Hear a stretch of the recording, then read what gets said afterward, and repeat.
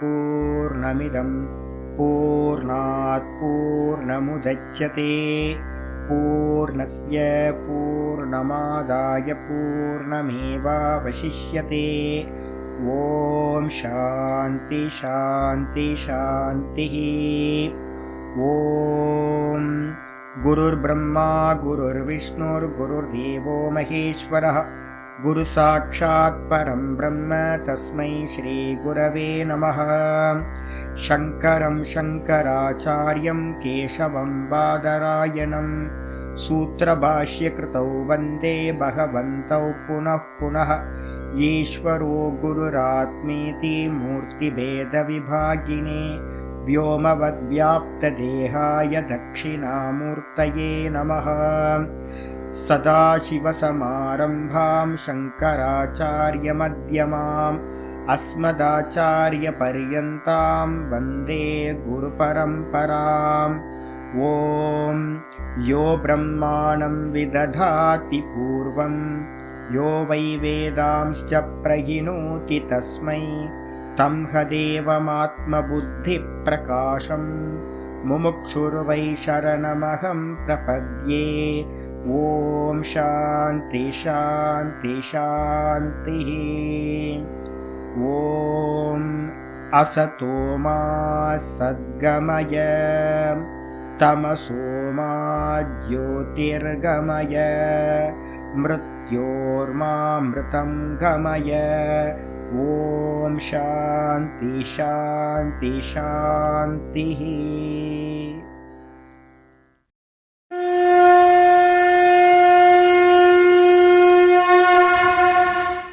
ॐ पार्थाय प्रतिबोधितां भगवता नारायणेन स्वयं व्यासेन ग्रथितां पुराणमुनिना मध्ये महाभारतम् अद्वैतामृतवर्षिणीं भगवतीम् अष्टादशाध्यायिनीम् अम्ब त्वामनुसन्दधामि भगवद्गीते भवद्वेषिणीम्। नमोऽस्तु ते व्यासविशालबुद्धे पुल्लारविन्दाय तपत्रनेत्र येन त्वया भारततैलपूर्णः प्रज्वालितो ज्ञानमयप्रदीपः प्रपन्नपारिजाताय स्तोत्रवेत्रैकपाणये ज्ञानमुद्राय कृष्णाय गीतामृतदुहे नमः।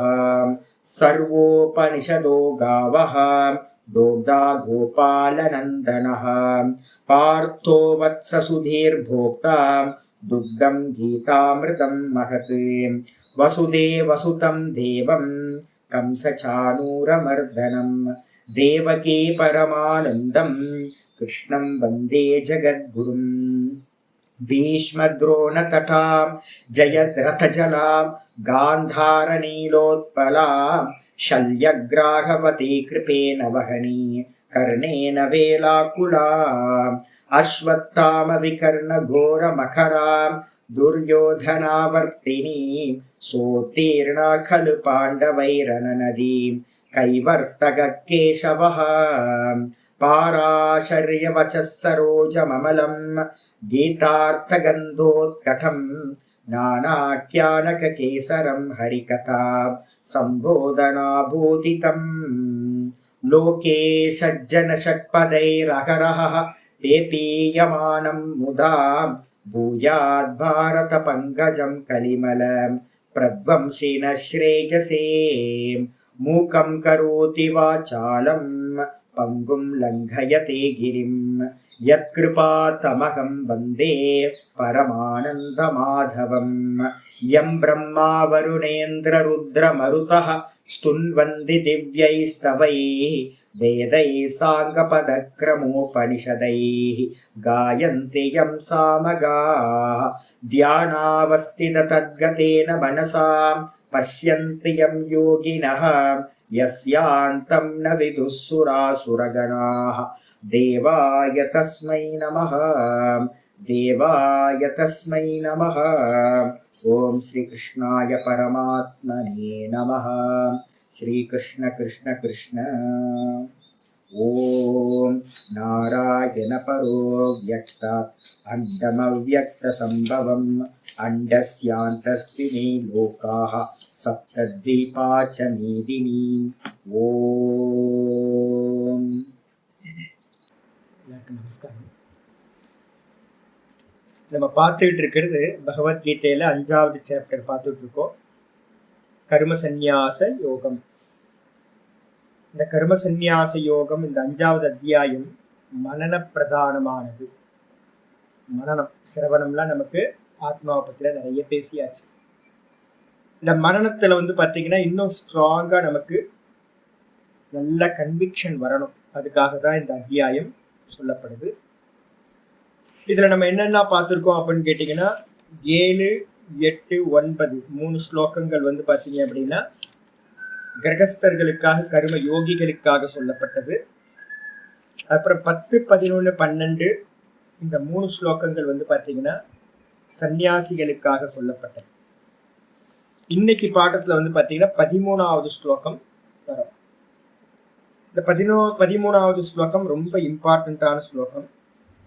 ஏன் அப்படின்னா நிறைய எஸ்கேபிசம் பார்த்தீங்கன்னா இதுல இருந்து செஞ்சுக்க முடியும். இந்த ஸ்லோகம் தெரிஞ்சதுன்னா நம்ம நிறைய விஷயங்களை தப்பிச்சுக்கலாம், லூப் லைன்ல போயிடலாம். தப்பா மிஸ்யூஸ் அதிகமா செய்யப்படுற ஸ்லோகங்கள்ல இது ஒரு ஸ்லோகம். இது கொஞ்சம் தப்பா புரியல அப்படின்னா மிஸ்கைடட் ஆயிடுவோம். அதனால கொஞ்சம் கேர்ஃபுல்லா பார்க்க வேண்டிய ஸ்லோகம். 13வது ஸ்லோகத்துக்கு ஒரு அவதாரிகா பாஷையை சொல்றார் ஆச்சாரியார். யகது பரமார்த்த தரிசி சஹா. எவன் பரமார்த்தத்தை பார்க்கிறானோ. எது பரமார்த்தம் சுவாமி? ஒன்றும் இல்லை. பரமார்த்தம்னா அப்சல்யூட்டை யாரு பார்க்கிறானோ, யதார்த்தத்தை எவன் பார்க்கிறானோ அவனுக்கு பேர் தான் ஞானின் பேர், பரமார்த்த தரிசின்னு பேர். சூரியன் உதிக்கிறான், மறைகிறான், இது விவகார சத்தியம், எல்லாத்துக்கும் காமனா இருக்கு. சூரியன் உதிக்கிறான், மறைகிறான். பரமார்த்த தரிசினா என்ன அர்த்தம் அப்படின்னா ஒரு 2 கிலோமீட்டருக்கு மேல போய் பார்க்கறான். அப்படி பார்க்கும்போது என்ன தெரியுது?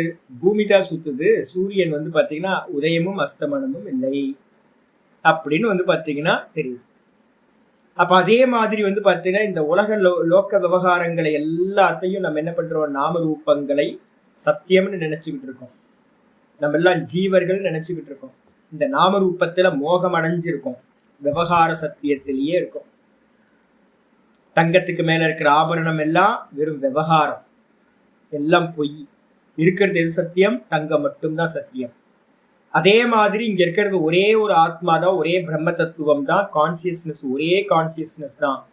அதுக்கு மேலதான் இது எல்லாம் கல்பிதமா இருக்குன்னு எவன் பார்க்கிறானோ, தன்னை கர்த்தா இல்லை போக்தா இல்லை அப்படின்னு எவன் அறிகிறானோ அவன் தான் வாஸ்தவத்தை பார்க்கிறவன், பரமார்த்த தரிசி அப்படின்னு அவனுக்கு தான் பேரு.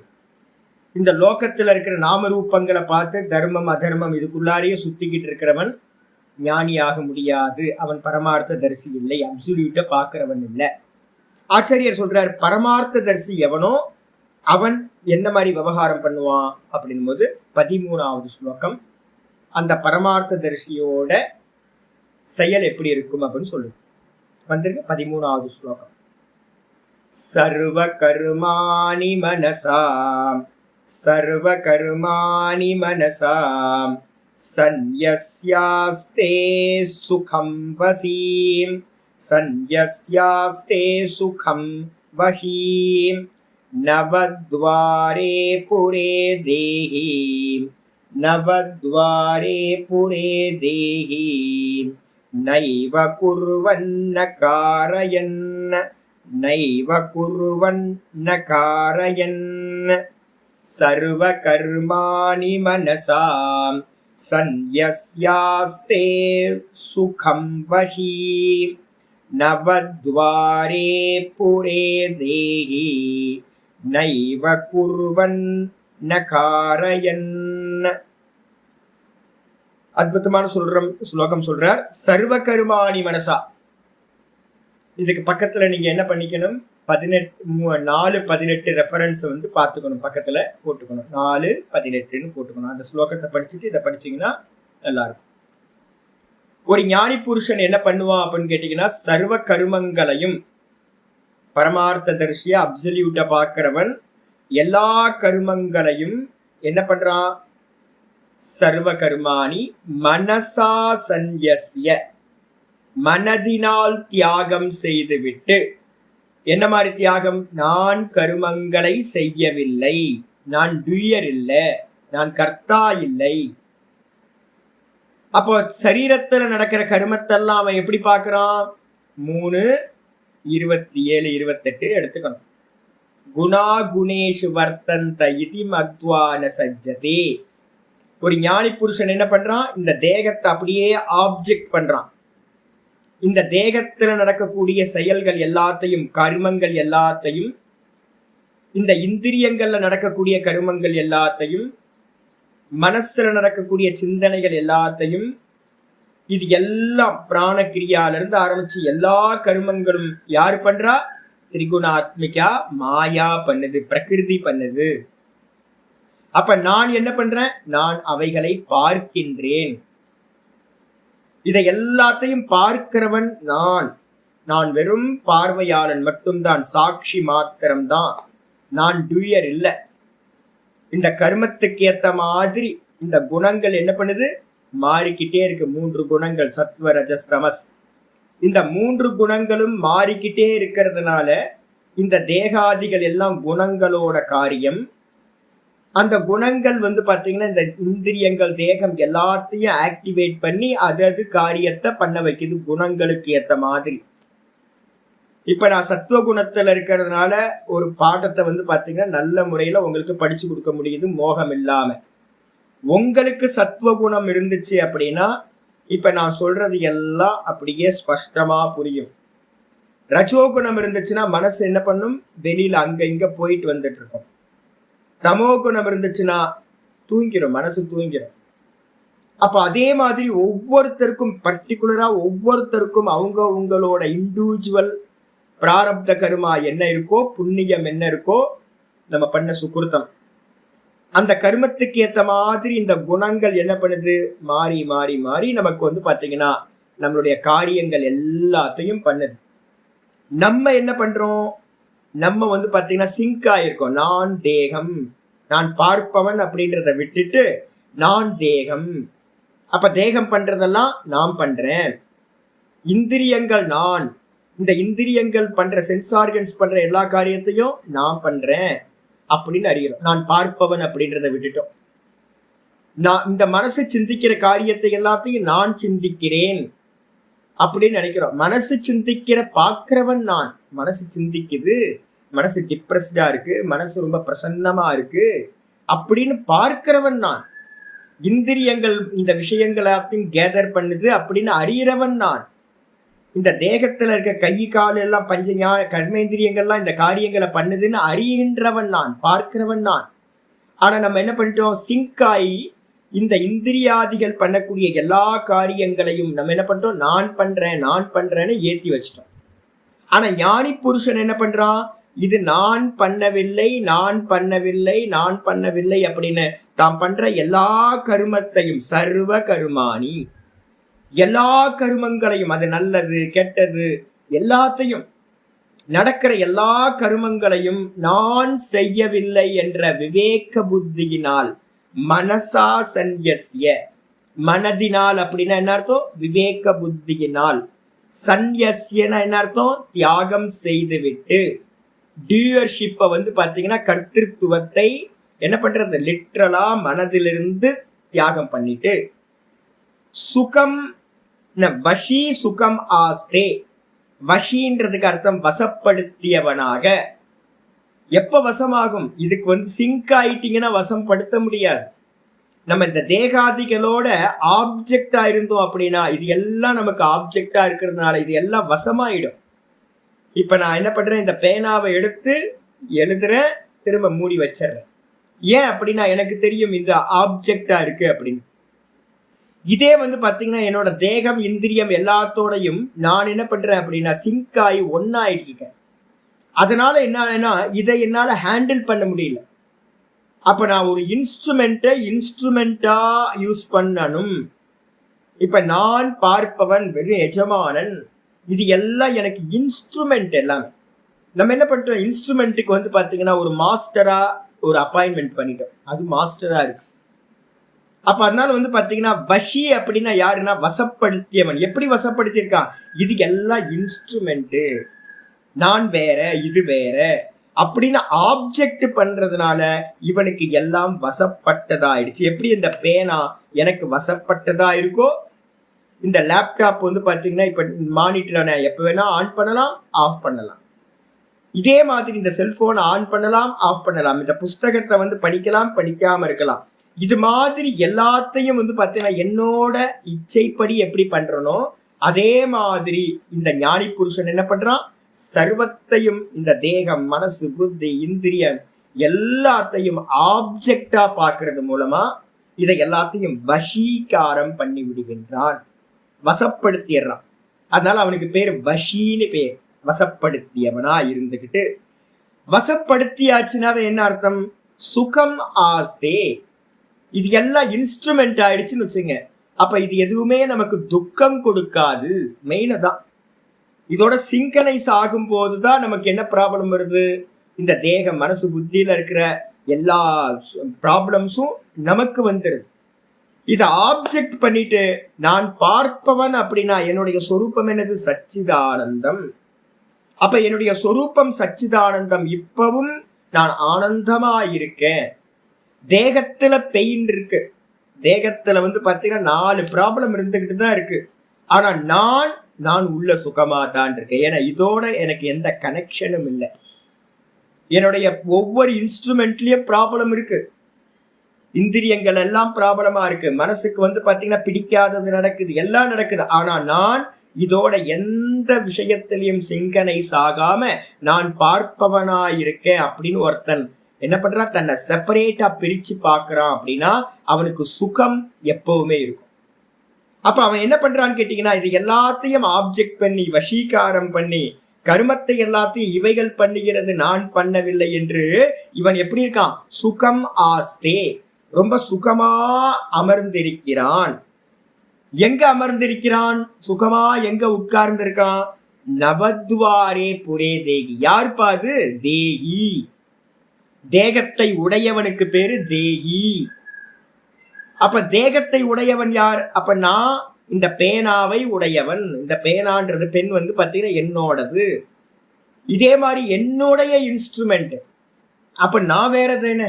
என்னோட வீடு, என்னோட வாகனம், அதே மாதிரி என்னோட தேகம், என்னோட இந்திரியம், என்னோட மனசு, என்னோட புத்தி. அப்ப என்னோடதுன்னு நான் சொல்றேன் அப்படின்னா நான் வேற, இது எல்லாம் வேற தானே.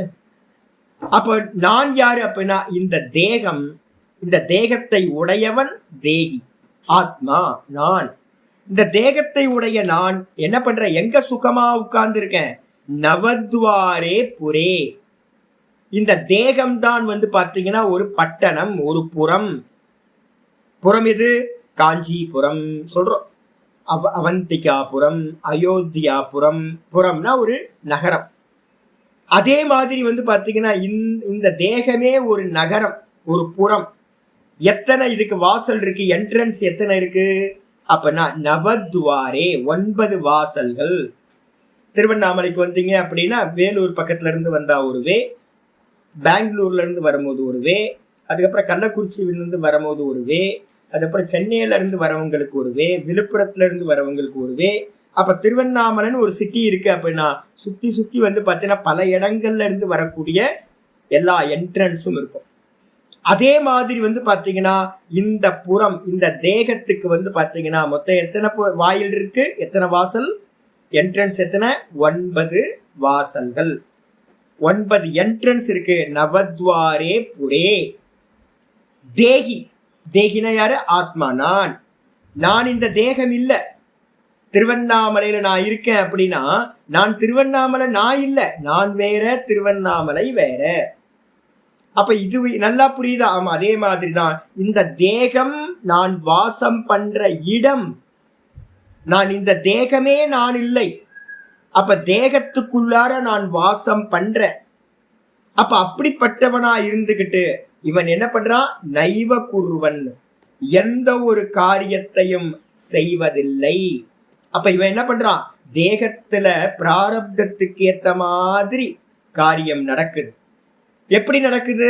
ஃபேன் ஆஃப் பண்ணிட்டோம், ஃபேன் ஆஃப் பண்ணதுக்கு பிறகும் ஃபேன் வந்து பார்த்தீங்கன்னா சுத்திக்கிட்டே இருக்கு. கொஞ்ச நேரம் கழிச்சு அது நின்று போகும். அதே மாதிரி இந்த ஞானி புருஷனுக்கு எப்படி இருக்கு அப்படின்னா, அவன் நான் செய்யவில்லை அப்படின்னு 2 கையும் தூக்கிட்டான். நான் கர்த்தா இல்லை அப்படின்னு. அப்படி தூக்குனதுக்கு பிறகும் ஷட் டவுன் பண்ணியாச்சு. இருந்தாலும் ஃபேன் எப்படி சுத்துதோ அதே மாதிரி அந்த ஞானி புருஷன் இருக்கக்கூடிய பிராரப்த கர்மா அது என்ன பண்ணும், அந்த காரியங்கள் என்ன முன்னாடி பண்ணிக்கிட்டு இருந்தாங்களோ ஜீவ புத்தியோட கர்த்திருத்துவ புத்தியோட அதே கர்மங்கள் இந்த ஞானத்தை அடைஞ்சதுக்கு பிறகும் அது கண்டினியூவா போயிட்டே இருக்கும். பூர்வ விருத்தம் அப்படின்னு பேர். ஃபேன் என்ன பண்ணிக்கிட்டு இருந்துச்சு, ஃபேன் கரண்டோட கனெக்ட் ஆயிருக்கும் போது சுத்திக்கிட்டு இருந்துச்சு. கரண்டோட கனெக்ஷனை எடுத்ததுக்கு பிறகும் முன்னாடி என்ன பண்ணிக்கிட்டு இருந்துச்சோ அதே சுத்துற காரியத்தை தான் பண்ணிக்கிட்டு இருக்கு. கொஞ்ச நேரம் அதோட வேகம் இருக்கிற வரைக்கும் சுத்தும், அது அப்புறம் நின்றும்.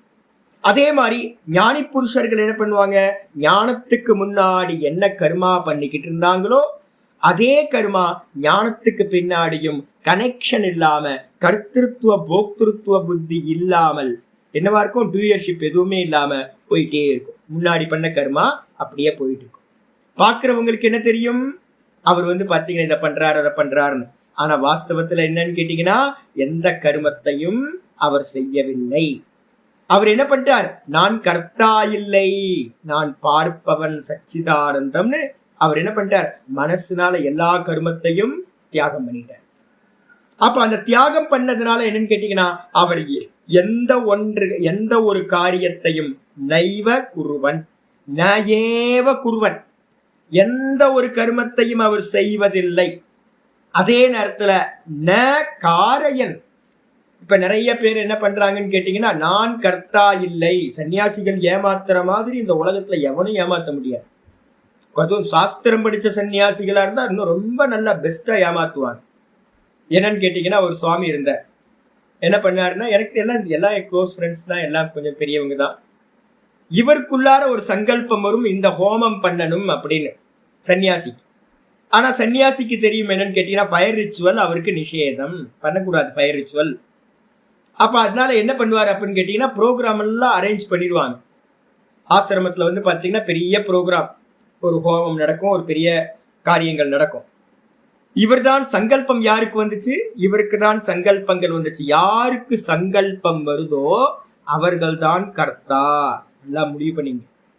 சங்கல்பம் பண்றோம்ல, ஒவ்வொரு கர்மா பண்ணும்போது மமோ பாத்த சமஸ்த துரிதேக்ஷத்வாரா ஸ்ரீ பரமேஸ்வர பிரீத்தியர்த்தம் அப்படின்னு சொல்லிதான் வந்து பாத்தீங்கன்னா இதம் கரிஷ்யே அப்படின்னு வந்து பாத்தீங்கன்னா இந்த கர்மத்தை நான் செய்கிறேன் அப்படின்னு நம்ம வெளியில பண்றோம்.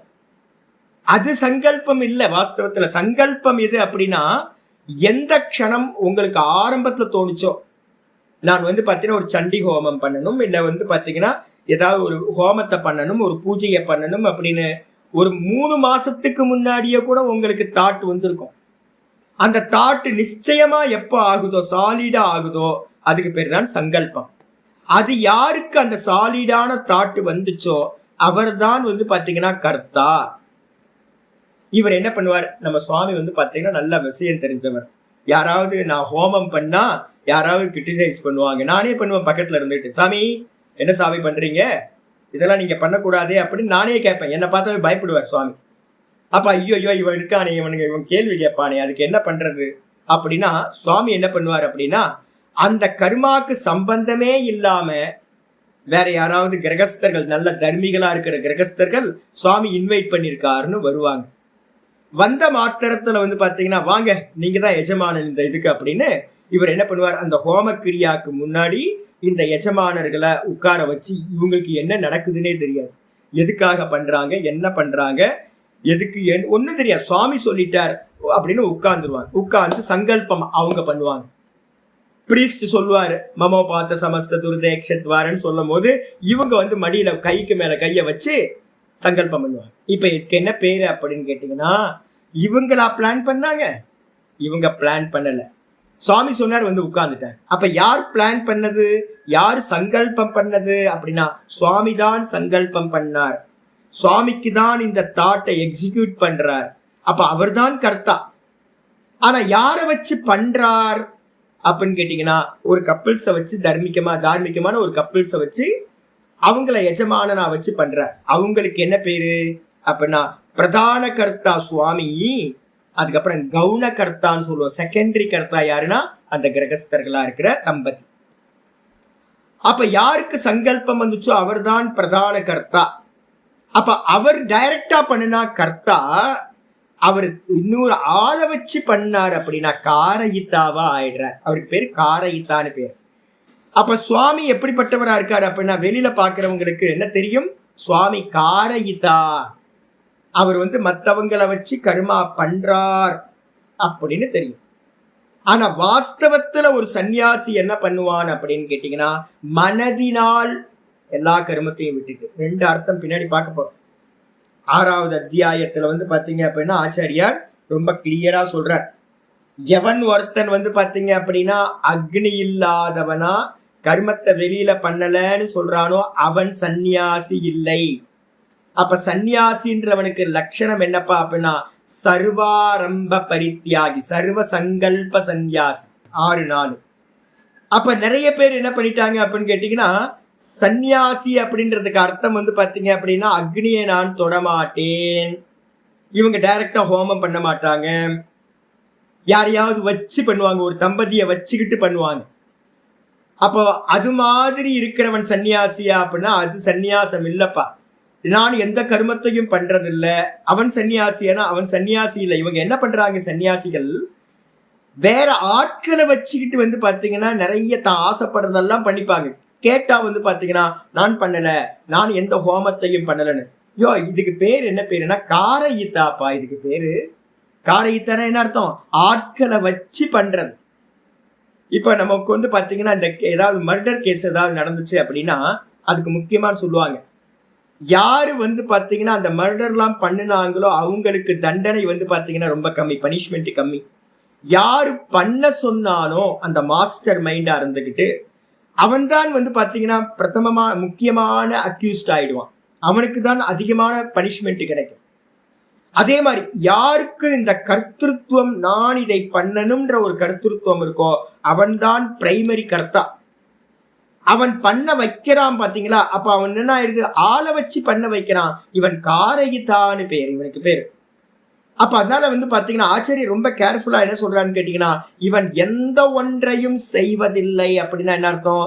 இவனுக்கு மனசால என்ன பண்ணிட்டான், எல்லா கர்மத்தையும் சங்கல்பங்களையும் தியாகம் பண்ணிட்டான். சங்கல்பத்தை தியாகம் பண்ணவதான் சந்நியாசி. நல்லா புரிஞ்சுங்க, சங்கல்ப தியாகம் நடக்கணும். எல்லா கர்மத்துக்கும் மூல காரணம் எது அப்படின்னு கேட்டீங்கன்னா எது? அந்த சங்கல்பம். சங்கல்பத்தை தியாகம் செய்யாதவன் சந்நியாசி ஆக முடியாது. அப்ப ஞானி புருஷன் என்ன பண்ணுவான், இந்த உலகத்துல அவனுக்கு ஆக வேண்டியது ஒண்ணு இல்லை, அதனால என்ன பண்ணுவான், எல்லா சங்கல்பத்தையும் தியாகம் செய்துட்டு எந்த கர்மத்தையும் செய்யவும் மாட்டான். நைவ குருவன். அதே நேரத்துல யாரையும் செய்விக்கவும் மாட்டான். இத பண்ணுங்கப்பா அப்படின்னு நிறைய காரியங்களை அவன் செய்விக்கவும் மாட்டான். இன்னொருத்தரை தூண்டி பிரேரணா பண்ணி செய்விக்கவும் மாட்டான் அப்படின்னு ஸ்லோகம். இதுல இருந்து நிறைய சன்னியாசிகள் என்ன பண்றாங்க அப்படின்னா தன்னுடைய மனோகாமனை எல்லாத்தையும் மற்றவங்களை வச்சு பூர்த்தி பண்றாங்க. பாத்தீங்களா, அதுவும் தவறு. டைரக்டா ஹோமம் பண்றவங்க எல்லாம் நிறைய இருக்காங்க, நிறைய கர்மா பண்றவங்க இருக்காங்க சன்னியாசிகள். அவங்களும் தப்பாதான் காரியம் பண்றாங்க. சன்னியாசிக்கு பாத்தீங்கன்னா கர்மம் விதிக்கப்படவில்லை. ஆளை வச்சு பண்றது அதுவும் தப்பு. அப்ப ரெண்டு காரியத்தையும் ஆத்மஞானி செய்வதில்லை. லிட்டரலா எடுத்துக்கிட்டீங்கன்னா ஆத்மஞானி எப்படிப்பட்டவன்? சர்வசங்கல்ப சந்நியாசி. எல்லா சங்கல்பத்தையும் மனசுலயே தியாகம் பண்ணிட்டான். நான் பார்ப்பவன், எந்த கர்மத்தை பண்ணாலும் எனக்கு ஒரு மண்ணாங்கட்டி பிரயோஜனமும் இல்லை அப்படின்னு மனசுல ரொம்ப தெளிவா பார்ப்பவன் ஆயிட்டான். எவன் கர்த்திருவம் வருதோ அவன் தான் இதை பண்ணணும் அதை பண்ணணும்னு அவனுக்கு ஆசை ஒரு கர்மத்துல படுவான், ஒரு பலனை உத்தேசம் பண்ணி பண்ணுவான். இது எல்லாத்தையும் பாத்தீங்கன்னா சொப்பன மாதிரி ஒருத்தன் நினைக்கிறான்னு வச்சுங்க. அப்ப காலையில வேக்கப் ஆனதுக்கு பிறகு அவனுக்கு தெரியும் நான் பார்த்தது எல்லாம் சொப்பனம். அப்படி நல்லா தெரிஞ்சவன் என்ன பண்ணுவான், தூக்கத்துக்கு திரும்ப தூங்க போகும்போது நான் சொப்பனத்துல இதை பண்ண போறேன், இன்னைக்கு இந்த ஊருக்கு போறேன், இந்த ஹோமத்தை பண்ண போறேன், இந்த பூஜையை பண்ண போறேன் அப்படின்னு நம்ம சங்கல்பம் பண்ணிக்கிட்டா வந்து பாத்தீங்கன்னா சொப்பனத்துக்குள்ளார போறோம், போகல. அப்ப என்ன அர்த்தம் அப்படின்னு கேட்டீங்கன்னா, நமக்கு நல்லா தெரியும் சொப்பனத்துல நடக்கிறது எல்லாம் சும்மா, ஒண்ணுமே இல்லை, வெறும் தெரியுது.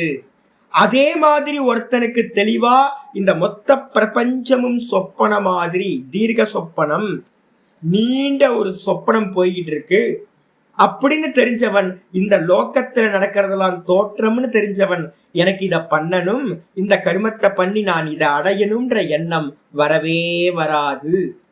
அப்ப ஒரு ஞானியோட லட்சணம் என்ன அப்படின்னு கேட்டீங்கன்னா, ஒரு ஞானி வந்து பாத்தீங்கன்னா விவேகத்தினால எல்லா சங்கல்பத்தையும் மனதினால் சந்நியாசம் பண்ணவன் தான் உண்மையான ஆத்ம ஞானி. அவன் எப்படி இருப்பான்? அவன் வந்து பாத்தீங்கன்னா, நான் ரைக்வரை பத்தி கதை சொல்லியிருக்கேன்ல, ரைக்வர் வந்து பாத்தீங்கன்னா எப்படி இருந்தார்? குஷ்டரோகியா இருந்தார். ஆனா அந்த குஷ்டரோகியா இருக்கும் போதும் நம்ம எல்லாம் பார்ப்போம், ஒரு கிராமத்துல மாட்டு வண்டி, உடஞ்ச மாட்டு வண்டிக்கு கீழே ரைக்வ மகரிஷி கிடக்கிறார். அஷ்டாவக்ரரை பாத்தீங்கன்னா 8 கோணலோட அஷ்டாவக்ரர் இருந்தார். நம்ம வெளியில இருந்து பார்த்தா என்ன பண்ணுவோம்? ஐயோ ரொம்ப கஷ்டப்படுறாரேன்னு யோசிப்போம். ரமண பகவானா இருக்கட்டும், இல்ல ராமகிருஷ்ண பரமஹம்சரா இருக்கட்டும், அவங்க எல்லாம் வந்து பாத்தீங்கன்னா என்னவா இருந்துச்சு, கேன்சர் வந்த பிறகு ரொம்ப கஷ்டப்பட்டாங்களே அப்படின்னு. அவங்களுக்கு அந்த தேகத்துக்கு சம்பந்தமே இல்லை.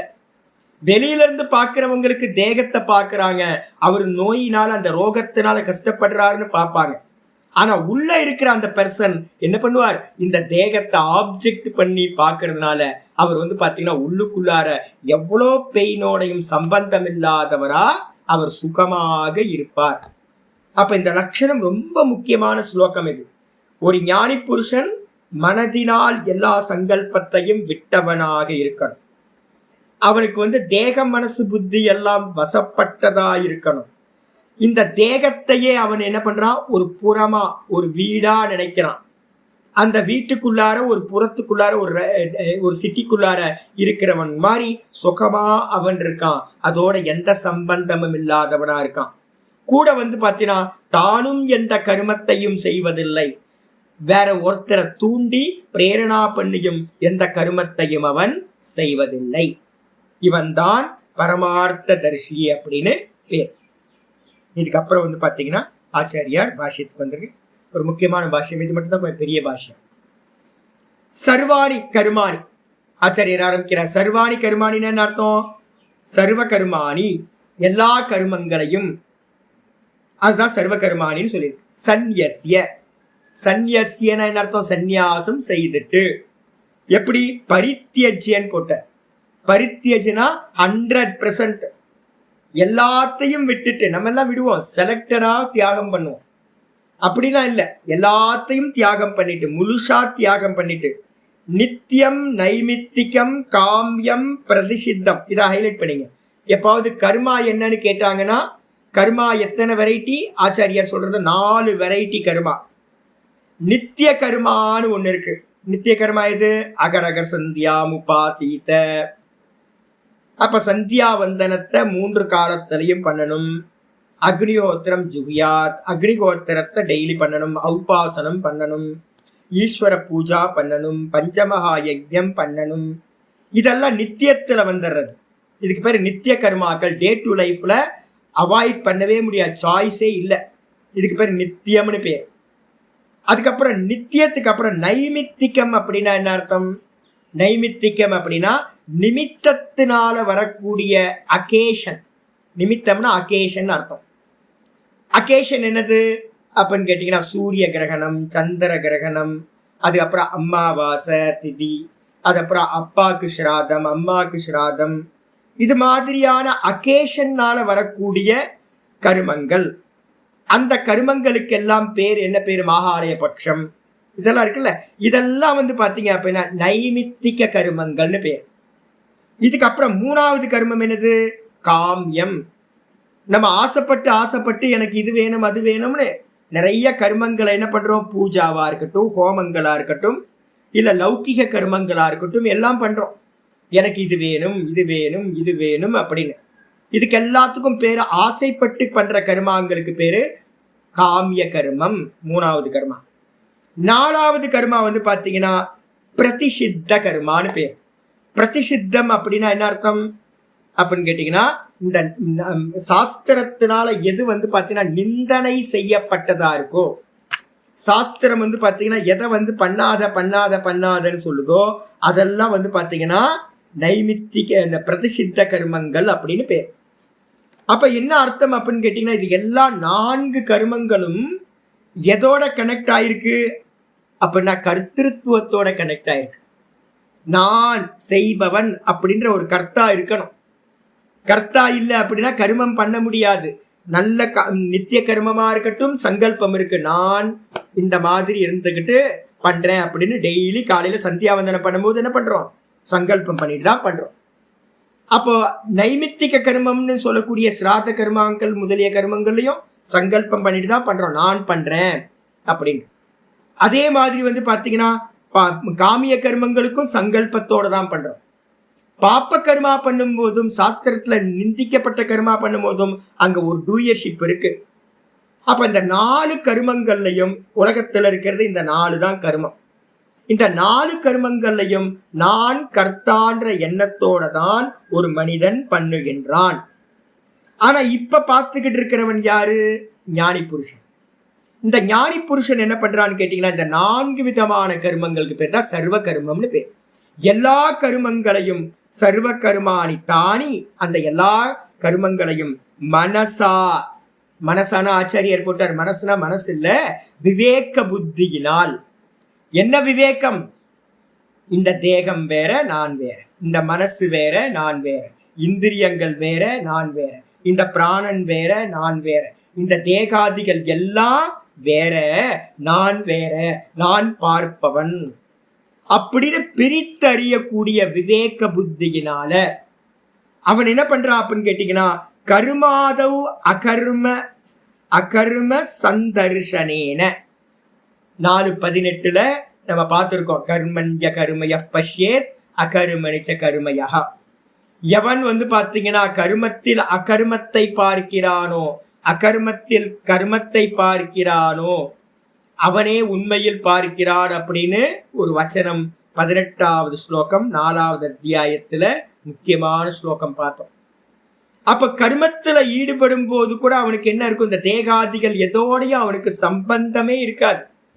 அவன் என்ன பார்க்கிறான் அப்படின்னு கேட்டீங்கன்னா கர்மாதவ் கர்ம முதலியவற்றில் அகர்ம சந்தர்ஷனேன, கர்மம் நான் பண்ணவில்லை, பிரகிருதி பண்ணுது, மாயா தன்னுடைய குணங்கள் மூலமா கர்மம் பண்ணுது அப்படின்னு நன்றாக பார்க்கின்ற தர்சனத்தினால. இதான் பார்வை. நான் பார்க்கல, நான் பண்ணல, நான் பார்க்கிறவன், நான் பாப்பான். நான் பாப்பான்ற வார்த்தை இப்போதும் கெட்ட வார்த்தை மாதிரி ஆயிப்போச்சு. பாப்பான், பண்டிதன், அப்புறம் வந்து பாத்தீங்கன்னா ஆண்டி பண்டாரம், இதெல்லாம் கெட்ட வார்த்தை ஆயிப்போச்சு. என்ன வார்த்தை தெரியுங்களா, பார்ப்பான். நம்ம வந்து பிராமின்ஸை வந்து பாத்தீங்கன்னா என்ன பண்றோம், இங்க பொதுவா தமிழ்நாட்டுலலாம் பாப்பான்னு சொல்லுவாங்க. பாப்பான்னு என்ன அர்த்தம் தெரியுங்களா, பார்ப்பவன் அப்படின்னு அர்த்தம். யோசிச்சு பாருங்க, புத்திசாலி ஞானின்னு அர்த்தம். அப்போ பார்க்கிறவனா இருந்துகிட்டு அப்ப என்ன அர்த்தம், டூயரா இல்ல, எனக்கு எந்த சம்பந்தமும் இல்லைங்க அப்படின்னு வந்து பாத்தீங்கன்னா பார்ப்பவனா இருக்கிறது மூலமா என்ன பண்றான், சந்தியஜ்ய இத்தியர்த்தம், எல்லாத்தையும் தியாகம் பண்ணுதல். அப்ப என்ன அர்த்தம் கேட்டீங்கன்னா இந்த ஞான பார்வை மூலமா தான் நீங்க எல்லா கர்மத்தையும் விட முடியும். இல்லைன்னா என்ன பண்ண முடியும், கர்த்திருவ புத்தி இருக்குன்னு வச்சுங்க உங்களுக்கு, நீங்க செலக்டடா தியாகம் பண்ணலாம், ஆனா எல்லா கர்மத்தையும் தியாகம் பண்ண முடியாது. அப்ப தியாகம் 100% கர்மத்துல தியாகம் பண்ணணும்னா நான் பார்ப்பவன், மாயையோட 3 குணங்கள், பிரகிருதியோட 3 குணங்கள் தான் எல்லா காரியத்தையும் பண்ணுது அப்படின்னு நீங்க புரிஞ்சு நல்ல அறிவோட அதை பார்த்தீங்க அப்படின்னா கர்மங்கள் உங்களுக்கு சம்பந்தம் இல்லாம போயிடும். அப்படி பார்க்கறதுனால தான் எல்லாத்தையும் தியாகம் பண்ண முடியும். அப்படி தியாகம் பண்ணிட்டு இத்தியர்த்தம் அவன் என்ன பண்றான், அது மாதிரி தியாகம் பண்ணிட்டு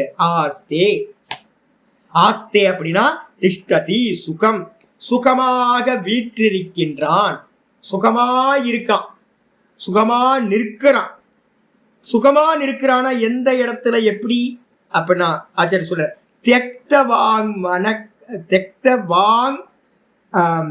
வாங் மனக்காய சேஷ்டோ நிராயாசக பிரசன்ன சித்தக ஆத்மனஹா அந்யத்ர. ஆச்சர் ரொம்ப அருமையா சொல்றார். ரமண பகவானை கையில எடுத்துக்கிட்டீங்கன்னா உங்களுக்கு இதெல்லாம் கிளியரா புரியும். எப்படி இருப்பார் அப்படின்னா, தியக்தவான் மனக்காய சேஷ்டோ, அவருக்கு கர்மத்தினால் ஆக வேண்டியது ஒண்ணும் இல்லை. அதனால எப்படி இருப்பார்னா, புடிச்சு வச்சமா பிள்ளையார் மாதிரி இருப்பார். ஒரு இடத்துல இருந்துகிட்டு எப்படி இருப்பார், தியக்தவான் மனக்காய சேஷ்டம். மனசுல பண்ற கர்மம் என்ன கர்மம்? வாக்கு. முதல்ல வாக்கு, பேசுறது. பேசுறத வந்து பாத்தீங்கன்னா 100% பிரயோஜனமே இல்லை. என்ன பேசி என்ன ஆக போகுது? பேசுறத நிப்பாட்டிடுவாங்க. தத்துவத்தை வந்து பாத்தீங்கன்னா பேச முடியாது. அகம் அகம் அகம்ன்ற விஷயத்தை பேச முடியாது. நிர்குண நிராகாரம். நம்ம பேசுறது எல்லாம் ஃபால்ஸ், எல்லாம் சொப்பன மாதிரி. அப்ப நிரார்த்தம், எதை பேசினாலும் யூஸ்லெஸ் அப்படின்னு ஞானிக்கு புரிஞ்சதுனால இந்த உலக விவகாரங்களையும் பேச மாட்டான்.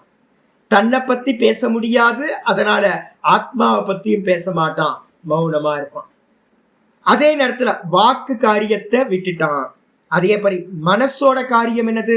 சங்கல்பம் விகல்பம். இந்த உலகம் சத்தியம்னு நினைக்கிறதுனாலதான் நம்ம என்ன பண்றோம், இந்த உலக விஷயத்தை பத்தி திரும்ப திரும்ப சிந்தனை பண்ணிக்கிட்டே இருக்கிறோம்.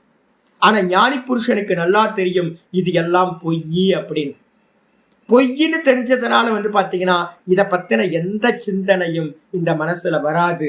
அப்ப மனசுல சிந்தனை இல்லாதவனாக, அதுக்கப்புறம் நம்ம ஏதாவது சேஷ்டை பண்றோம் அப்படின்னா, இந்த உடம்பால ஏதாவது ஆக்ஷன் பண்றோம் அப்படின்னா நம்ம என்ன பண்றோம் அப்படின்னா, எதையோ மாற்றி அமைக்கிறதுக்காக, எதையோ அடையறதுக்காக தான் இந்த தேகத்துல ஒரு கர்மா பண்றோம். அப்ப இவனுக்கு அடைய வேண்டியது எதுவுமே இல்லாம சுகமா இருக்கிறதுனால, அப்ப சொரூப்பமே சுகமா இருக்கிறதுனால அவனுக்கு வந்து பாத்தீங்கன்னா இந்த தேகத்தோட சுக துக்கங்களோட சம்பந்தம் இல்லை. அதனால தேகத்துல நடக்கிற காரியத்தையும் விட்டவனாக, அப்ப வாக்குல நடக்கிற காரியம் விட்டுட்டான், மனசுல பண்ற சிந்தனைன்ற காரியத்தை விட்டுட்டான், அப்புறம் தேகத்துல நடக்கிற காரியத்தையும் விட்டுட்டு அவன் என்ன பண்றானா, நிராயாச, எந்த ஒரு ஆயாசமும் இல்லாம. ஒரு பாயசம் குடிக்கிறதுக்கு எவ்வளவு ஆயாசப்பட வேண்டியிருக்குன்னு, அப்பா எனக்கு பாயசம் சாப்பிடணும்னு ஆசை வந்துருச்சு. அப்போ வந்து என்ன பண்ணணும், எத்தனை காரியம் இருக்குல்ல. இன்னும் வெள்ளத்தை ஸ்கூல் பண்ணணும், அதுக்கப்புறம் வந்து பார்த்தீங்கன்னா சேமியாவை வறுக்கணும், நெய்யை எடுக்கணும். இது ஒரு ப்ராசஸ். ஒரு 1/2 மணி நேரம் ஆயாசப்பட்டேன் அப்படின்னா 1/2 மணி நேரத்துக்கு பிறகு பாயாசம் கிடைக்குது. அப்போ ஒரு பாயசத்தை சாப்பிட்றதுக்கு 1/2 மணி நேரம் ஆயாசம். ஏன் அப்படின்னா என்னோட சென்ஸ் ஆர்கன்ஸுக்கு ஆனந்தம் தேவைப்படுது. ஆனா வந்து பாத்தீங்கன்னா ஞானி புருஷன் தன்னுடைய ஆத்மஸ்வரூபத்திலேயே சுகம் காண்பவனா இருக்கிறதுனால அவனுக்கு இந்த இந்திரியங்களோட பிளஷர் தேவையில்லை, பாயசம் தேவையில்லை. அதனால அவன் ஆயாசமே பண்ண மாட்டான். பகவான் சொல்றாரு, ஹரித்வார் போலாமா, அங்க இமயமலை இருக்கும், எல்லாம் இருக்கும், போய் பார்க்கலாம் அப்படின்னு. என்ன இருக்க போகுது? பஞ்சபூத்தங்களுக்கு அந்நியமா ஏதாவது இருக்க போதா? திருவண்ணாமலைக்கு வந்தவர் வந்து பார்த்தீங்கன்னா பகவான் வேற எங்கேயும் போகவே இல்லை. என்ன ஆகும் அப்படின்னு கேட்டீங்கன்னா, என்ன இருக்குச்சு, எல்லாம் எக்ஸாஸ்ட் ஆயிடும். நமக்கு நம்ம சுத்தி பார்க்கறதெல்லாம் எதுக்காக தெரியுங்களா? ஒன்றும் மண்ணாங்கட்டியும் எங்கேயும் இல்லை. நயாகரா ஃபால்ஸ்ல இருக்கிறது ஒண்ணுதான், லோக்கல்ல ஃபால்ஸ்ல இருக்கிறதும் ஒண்ணுதான். ரெண்டும் பெருசா ஒன்றும் டிஃபரன்ஸ்லாம் இல்லை. ஆல்ப்ஸ் மலையும் ஒண்ணுதான், இமயமலையும் ஒண்ணுதான், திருவண்ணாமலையும் ஒண்ணுதான். கொஞ்சம் ஸ்னோ இருக்கும், ஸ்னோ இல்லாம இருக்கும், இவ்வளவுதான். இது எல்லாம் பஞ்சபூத்தங்கள் தான்.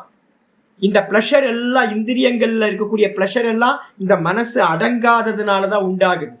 இது எல்லாத்தையும் சத்தியத்துவம் கொடுத்து வச்சிருக்கோம். இங்க போனா நல்லா இருக்கும், அங்க போனா நல்லா இருக்கும், இதை சாப்பிட்டா நல்லா இருக்கும், இந்த மியூசிக் நல்லா இருக்கும் அப்படின்னு நம்ம நிறைய பிளஷரை வந்து பார்த்தீங்கன்னா ஆனந்தம்னு நினைச்சுக்கிட்டு இருக்கோம்.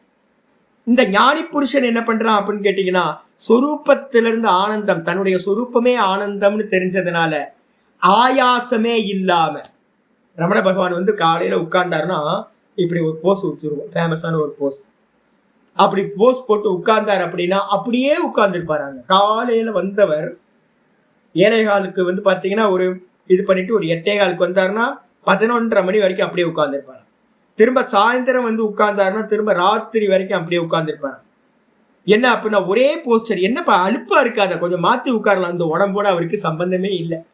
அதனால என்ன இருக்கு அப்படின்னு கேட்டீங்கன்னா, சுகமா இருக்காரு. நம்மளால 10 நிமிஷம் வந்து பாத்தீங்கன்னா ஒரு போஸ்டர்ல உட்கார முடியல. உடம்ப மாத்தி மாத்தி உட்கார்றோம். எதுக்காக உட்கார்றோம்? எனக்கு துக்கம் வருது, அதனால நான் மாத்தி என்னோட போஸ்டரை வந்து பாத்தீங்கன்னா மாத்திக்கிட்டே இருக்கிறேன். அவர் வந்து பாத்தீங்கன்னா தேகத்தோட அவர் சம்பந்தமே இல்லாததுனால அவர் பாட்டுக்கு சுகமா இருக்கார், எந்த ஆக்ஷனும் பண்ணல, எதையும் பார்க்கணும்னு ஆசை இல்லை, அது மாதிரி இருக்கார். அப்ப அது மாதிரி நிராயாசக, இதான் முக்கியமானது. ஒரு ஞானி புருஷன் வந்து பாத்தீங்கன்னா சிரமம் இல்லாம இருப்பான், இருப்பே அவனுக்கு சுகமா இருக்கிறதுனால எந்த ஆயாசமும் அவனுக்கு தேவையில்லாம என்ன பண்றான், சுகமா இருக்கிறவனா. பிரசன்ன சித்தா, எப்படி இருப்பான் எல்லா காலத்திலையும். நமக்கு ஏதோ லோன்லியா இருக்கும்னு வச்சுங்க, இப்படி ஆயிடும், நமக்கு வந்து பார்த்தீங்கன்னா ஏதோ தனிச்சு விட்ட மாதிரி ஆயிடுது அப்படின்னு ஃபீல் பண்ணி எதையாவது ஆடியோ வீடியோ இல்லை எதையாவது பண்ணிக்கிட்டு இருப்போம், யாருக்காவது ஃபோன் போட்டாவது பேசுவோம். தனியா இருக்க முடியாது நம்மளால. ஏன், இந்த மனசு வந்து பார்த்தீங்கன்னா சொஸ்தமா நம்ம சொரூபத்துல நிக்கல, சொரூப சுகம் தெரியல. ஆனா இவன் எப்படிப்பட்டவன் அப்படின்னா பிரசன்ன சித்தகா, இந்த சித்தத்துல வந்து இருக்கக்கூடிய காம சங்கல்பங்கள் எல்லாம் போயாச்சு, பொல்யூஷன் எல்லாம் போயாச்சு. இந்த ஞானத்தினால என்ன ஆயிடுச்சு, இது பொய்ன்னு தெரிஞ்சதுனால இந்த மனசை வந்து ஆப்ஜெக்ட் பண்றான். ஆப்ஜெக்ட் பண்ணி பண்ணி பண்ணி பண்ணி சிந்தனை இல்லாம போச்சு. சிந்தனையே இல்லாததுனால இந்த இவன் எப்படி, இவனோட சித்தம் சாந்தமா ஆயிடுச்சு, பிரசன்ன சித்தம் ஆயிடுச்சு. சித்தம் பிரசன்னமா இருக்கு, எப்பவும் ஒரே மாதிரி பிரைட்டா இருக்கு. டிப்ரெஷனோ இதோ அவனுக்கு வரவே வராது. அது மட்டும் இல்ல, அவனுக்கு வந்து பாத்தீங்கன்னா ஆத்மனக அந்நியத்தை, தன்னுடைய ஆத்மஸ்வரூபத்துக்கு அந்நியமா வேறு விஷயங்கள்ல நிவர்த்த பாகிய சர்வ பிரயோஜன இதி, ரொம்ப அற்புதமான வார்த்தை. அவனுக்கு இந்த உலகத்துல ஆத்ம சுகத்துக்கு அந்நியமா மற்ற விஷயங்கள்ல பாகிய சர்வ பிரயோஜனம், வெளியில இருந்து நமக்கு நிறைய பிரயோஜனம் இருக்குல்ல. கரண்ட் ஆஃப் ஆயிடுச்சு, கொஞ்சம் இதை மாத்துங்க அப்படின்றோம், ஏசி போட்ட கொஞ்சம் இன்க்ரீஸ் பண்ணுங்களேன் ஏசியை அப்படின்ற, வெயில் அதிகமா இருக்கு கொஞ்சம் இன்க்ரீஸ் பண்ணுங்கன்றோம். இல்லை எங்கேயாவது ஊட்டி கொடைக்கானல்ல ஒரு மாற்றி வச்சுப்போமா, எங்கேயாவது போய் இருந்துப்போமா, வெயில் காலத்தில் அங்கே போய்க்கலாமா. இப்போ நிறைய சன்னியாசிகள்லாம் வந்து பார்த்தீங்கன்னா ஏதோ ஃபாரினர் மாதிரி ஆயிட்டாங்க. இங்கிலீஷ்காரன் தான் வந்து பார்த்தீங்கன்னா சென்னையிலேருந்து ஊட்டி கொடைக்கானலில் போய் வந்து பார்த்தீங்கன்னா மாற்றி வச்சுப்பான் ஆஃபீஸை. இப்போ இருக்க சன்னியாசிகள் எல்லாம் இப்போ என்ன பண்ணிட்டாங்கன்னு கேட்டால், ஆத்ம ஞானத்தை படித்து கொடுக்குறவங்களாம் மே மாதம் வந்து பார்த்தீங்கன்னா சுவாமி வந்து கொடைக்கானல் போயிட்டார். எதுக்கு கொடைக்கானல் போனார், அப்போ அவருக்கு டிஸ்டர்ப் ஆகுதா? இப்போ என்ன ஃபேஷன் ஆகி போச்சுங்க, சன்னியாசமே பைத்தியக்காரத்தனத்துலேயும் பைத்தியக்காரத்தனமா ஆகி போச்சு. வாஸ்தவத்துல ரமண பகவான் என்ன பண்ணார், வெயில் அடிச்சாலும் மழை அடிச்சாலும் ஒரே இடத்துல, ஏன் அப்படின்னா வெளியில இருக்கிறதோட அவருக்கு எந்த ஒரு சம்பந்தமும் இல்லை. அது மாதிரி வந்து பாத்தீங்க அப்படின்னா இருக்கணும். அப்ப இவன் என்ன பண்றான்னு கேட்டீங்கன்னா பாக்கிய சர்வ பிரயோஜன நிவிர்த்த பாக்கிய சர்வ பிரயோஜனம், வெளியில இருந்து வரக்கூடிய எந்த பிரயோஜனமும் எனக்கு ஒன்னும் பண்ணாது, சுகமே கொடுக்காது. என்னுடைய ஆத்மா மட்டும்தான் சுகம். ஆத்மா கண்ணியமா இருக்கிறது எல்லாம் வந்து பாத்தீங்கன்னா வெறும் சொப்பன மாதிரி அப்படின்னு எல்லா பிரயோஜனங்களையும் விட்டவனா, மனசு அதுல போகாதவனா, அதுக்கான பிரவிற்த்தி பண்ணாதவனா எப்படி இருக்கான், சுகம் ஆஸ்தே இது உச்சது. அப்படி எவன் ஒருத்தன் இருக்கானோ அவன்தான் சுகமாயிருக்கின்றான் என்று அர்த்தம். இதான் ஞானியோட லட்சணம். நார்த் இந்தியாவில் வந்து சாதுக்கள் பார்த்தீங்க அப்படின்னா, நான் பார்த்துருக்கேன், பெரியவங்களாம் இருந்திருக்காங்க. இப்பெல்லாம் மாறி போச்சு ஜென்ரேஷன். நான் போன புதுசில் வந்து பார்த்தீங்கன்னா ஃபேன் இருக்குங்க, ஆசிரமத்தில் ஃபேன் இருக்கும். பெரியவங்களாம் என்ன பண்ணுவாங்கன்னா ஃபேனை போட மாட்டாங்க. ஃபேனை போடாமல் வந்து பார்த்தீங்கன்னா விசிறி எடுத்து வீசிக்கிட்டு இருப்பாங்க, இல்லைன்னா துண்டு டவல் வச்சுருப்பாங்க, டவலை வச்சு சும்மா இது பண்ணுவாங்க, அப்புறம் வச்சுருவாங்க. வியர்த்தாலும் வந்து பார்த்தீங்கன்னா அப்படியே அக்செப்ட் பண்ணிக்கிட்டு இருக்கிறது. ஏன்னா சாஸ்திரம் படிச்சுக்கிட்டு இருக்காங்க. நம்ம ஞானத்துக்கு முதல்லயே சொல்லிருக்கோம், மாத்திரா ஸ்பர்ஷாஸ்து கௌந்தேய சீதோசன சுக துக்கதாக ஆகமா பாயினோ அனித்யாக தாம் திதிக்ஷஸ்வ பாரத். ஞானத்தோடதே என்னன்னு கேட்டீங்கன்னா இந்த தேகத்துக்கு நடக்கிற எல்லாத்தையும் முதல்ல அக்செப்ட் பண்றது. மெதுவா அக்செப்ட் பண்ணி ஆப்ஜெக்ட் பண்ண ஆரம்பிச்சிங்கன்னா இந்த தேகத்துக்கு எது நடந்தாலும் நம்ம ஈஸியா இருப்போம். ஆனா இப்போ நமக்கு எப்படி இருக்குன்னா அக்செப்ட் பண்ண முடியாததுனால ஒரு சின்ன விஷயத்தை கூட நம்மளால தாங்கிக்க முடியும். அப்ப முன்னாடி இருந்த பெரியவங்கெல்லாம் வந்து பாத்தீங்கன்னா அப்படிதான் இருந்தாங்க. மகா பெரியவர் எடுத்துங்களேன், மகா பெரியவரோட லைஃப் ஸ்டைல பாத்தீங்கன்னா தெரியும். மாட்டு வண்டிக்கு கீழே வந்து பாத்தீங்கன்னா நல்ல ஆசிரமம் இருக்குல்ல. இப்போ இருக்கவங்களுக்காக பாத்தீங்கன்னா எவ்வளவு அருமையா இருக்காங்க. மகா பெரியவர் நினைச்சிருந்தா எப்படி இருந்திருக்க முடியும், யோசிச்சு பாருங்க. நடந்தே மாட்டு வண்டியை பிடிச்சிக்கிட்டு வயசான காலத்துல நடந்தே, ஐயோ என்ன சாடிஸ்டா அவர், யோசிச்சு பாருங்க. சாடிசம் தானே, தன்னை வருத்திக்கிறதுன்றது ஒரு சாடிசம் தானே வாஸ்தவத்துல. இப்படிலாம் ஒரு மனுஷன் இருப்பாரா, யோசிச்சு பாருங்க. நல்ல ஃபீஸ்ட் இருக்கு ஆசிரமத்துல, நல்ல சாப்பாடு கொடுக்கறதுக்கு நிறைய பக்தர்கள் இருக்காங்க. வெறும் வாழைக்குருத்தை வந்து நம்ம வாழைப்பூ இருக்குல்ல அதோட குருத்தை எடுத்து சாப்பிட்டுக்கிட்டு. என்ன ஒரு மனுஷனா இருந்திருப்பாங்க. அப்ப பெரியவங்க எல்லாம் வந்து பாத்தீங்கன்னா பைத்தியக்காரர்களா? சாஸ்திரம் தெரியலையா? என்ன அர்த்தம் அப்படின்னு கேட்டீங்கன்னா, இந்த வெளியில இருக்கக்கூடிய எந்த பிளஷரையுமே வந்து பாத்தீங்கன்னா ஆத்ம சுகத்துக்கு ஈக்குவல் இல்லை. இதெல்லாம் பிளஷர், இதெல்லாம் வேஸ்ட் அப்படின்னு எந்த பிரயோஜனத்தையும் விரும்பாம, மகாபெரியவரோட வந்து ஒரு போஸ்ட், ஃபேமஸான போஸ்டர் இருக்கும். சும்மா பாத்தீங்கன்னா ஏதோ பிச்சைக்காரன் வந்து பாத்தீங்கன்னா ரோட்ல வந்து பாத்தீங்கன்னா ஒரு செவத்துல இப்படி ஒடுங்கி இப்படி கிடப்பார். ஒரு பாத்தீங்கன்னா ஆசிரியமா மடாதிபதியா அப்படின்னு இருக்கும். யோசிச்சு பார்த்தா என்ன அர்த்தம் அப்படின்னு கேட்டீங்கன்னா, அதாவது தான் மடாதிபதின்ற விஷயத்தையே விட்டுட்டு சும்மா சாதாரணமா எவ்வளவு ஈஸி. அப்ப என்ன அர்த்தம்? இந்த இந்திரியங்களோட இந்த தேகத்தோட பிளஷரோட சம்பந்தம் இல்லாம இருக்க, இதுல எக்ஸ்பெக்டேஷன் இல்லாம இருக்கு. நம்ம பண்ற காரியங்கள்லாம் இந்த சென்ஸ் ஆர்கன்ஸ்க்கும் இந்த தேகத்துக்கும் பலன் கொடுத்துக்கிட்டே இருக்கும், அதுக்காக ஒர்க் பண்ணிக்கிட்டே இருக்கும். இது எல்லா பிரயோஜனத்தையும் விட்டவனா இருக்கிறவன் எப்படி இருப்பான்? உள்ளுக்குள்ளார சுகமா இருப்பான். இது உச்சது. அவனைதான் சொல்றோம், இந்த தேகத்துக்கு வேறா, இந்த தேகத்துக்கு உள்ளார எந்த பிரயோஜனமும் இல்லாம ஸ்வஸ்தமா ஆத்மாலேயே சச்சிதானந்த சொரூபத்திலேயே அவன் சுகமா வீற்றிருக்கின்றான். அப்ப இந்த தேகம் என்னது? அவனுக்கு தேகம் ஒரு பட்டணம், ஒரு புறம், ஒரு சிட்டி. இதே வந்து 13வது அத்தியாயத்திலும் இதேதான் வந்து பாத்தீங்கன்னா சொல்ற. இதம் க்ஷேத்திரம் கௌந்தேய அப்படின்னு ஒரு ஸ்லோகம் 13வது அத்தியாயத்துல வருது. 13வது அத்தியாயத்துல 1, 2, 3 ஸ்லோகங்கள்ல வருது. முக்கியமான விசாரம் இருக்காங்க. இதம் க்ஷேத்திரம் கௌந்தேய, இதம் ஷரீரம் கௌந்தேய க்ஷேத்திரமித்யபிதீயதே. இந்த ஷரீரத்தை வந்து பார்த்தீங்கன்னா க்ஷேத்திரம் என்று சொல்கிறார்கள். க்ஷேத்திரம்னாலும் புறம்னாலும் ஒண்ணுதான். திருவண்ணாமலை க்ஷேத்திரம்னு சொல்லலாம், இல்லைன்னா திருவண்ணாமலை புறம்னு சொல்லலாம். 1வது ஸ்லோகமே அதுதான். 13:1 இந்த ஸ்லோகம் இருக்கு. அப்ப யார் நான் யார் அப்படின்னு கேட்டீங்கன்னா, க்ஷேத்திரஜ்ஞம் சாப்பிமாம் வித்தி சர்வக்ஷேத்திரேஷு பாரத. இந்த க்ஷேத்திரத்திலிருந்து அறிபவனாக ஆத்மாவை பிரம்மத்தை அறிந்து கொள்ள வேண்டும்.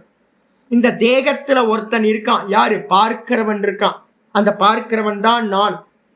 இந்த தேகத்தோடு சம்பந்தம் இல்லாம பார்க்கிற பிரம்ம தத்துவம் தான் நான். அப்ப நான் பார்ப்பவன், பாப்பானா? அப்ப பார்ப்பவனா இருந்துகிட்டு இந்த தேகத்துக்கு எது நடந்தாலும் அதோட சம்பந்தம் இல்லாம சுகமா அவன் இருக்கின்றான் என்று அர்த்தமாகிறது. அடிச்சா அதுக்கப்புறம் ஆச்சாரிய சொல்ற வஷின்னு ஒரு வார்த்தை இருக்கு சுவாமி. என்னது அப்படின்னா, வஷீனா ஜிதேந்திரியக இத்தியர்த்தக. எப்ப நமக்கு வந்து சத்தியம்னு தெரியுதோ, இந்த மான் இருக்குல்ல, இந்த மானுக்கு வந்து பாத்தீங்கன்னா காணல் ஜலம் சத்தியம்னு தெரியுது. அதனால அந்த தண்ணியை எடுத்துடலாம், குடிச்சு தாகம் தீர்த்துக்கலான்னு அந்த மான் ஓடி ஓடி போய் கடைசியில செத்து போகுது. இப்ப நம்ம எல்லாரும் என்ன பண்றோம்? இந்த உலகம் சத்தியம் சத்தியம் நினைச்சுக்கிட்டு இருக்கோம். இது சொப்பனம், இது வெறும் தோற்ற மாத்திரம்னு தெரியாததுனால நான் யோசிச்சு பாக்குறேன், நம்ம இது வரைக்கும் அனுபவிச்ச சுகம்லாம் எங்க போச்சு? இன்னைக்கு காலையில வரைக்கும் நான் அனுபவிச்ச சுகம் இருக்குல்ல, இப்போ இந்த பிரசன்ட்ல பார்த்தா எல்லாம் போச்சு, காணல் ஜலம் மாதிரி ஆயிப்போச்சு. சுகம் ஏதாவது இப்ப மிச்சம் இருக்கு அவங்களுக்கு? அந்த சுகம் போயிடுச்சு, அவ்வளவுதான், எல்லாம் போயிடுச்சு, பாஸ் ஆயிடுச்சு. அப்ப என்ன அர்த்தம்? எல்லா சுகங்களும் சொப்பனத்தில் அனுபவிச்ச சுகம் மாதிரி தான் போயிட்டே இருக்கு. எந்த சுகமும் நித்தியமா நிலையானதா இல்லை. அப்போ நமக்கு சத்தியம்னு தெரியாததுனால மான் வந்து பாத்தீங்கன்னா எப்படி வந்து பாத்தீங்கன்னா தண்ணியை தேடி காணல் ஜலத்தை தேடி ஓடுதோ, அதே மாதிரி நம்ம இந்திரியங்கள்ல இருக்க பிளஷருக்காக வெளியில இருக்கிற சுக வஸ்துக்களை தேடி போயிட்டே இருக்கோம். ஏன் போறோம்? சத்தியத்துவம் கொடுத்து வச்சிருக்கோம். இதே நேரத்துல இந்த ஞானி புருஷன் என்ன பண்றான்? தன்னுடைய ஆத்ம சுகத்தை அறிந்ததனால இவன் என்ன பண்றான்? உள்ளதான் நான் தான் சுகம், நித்திய சுகம் யாரு? நான் தான்.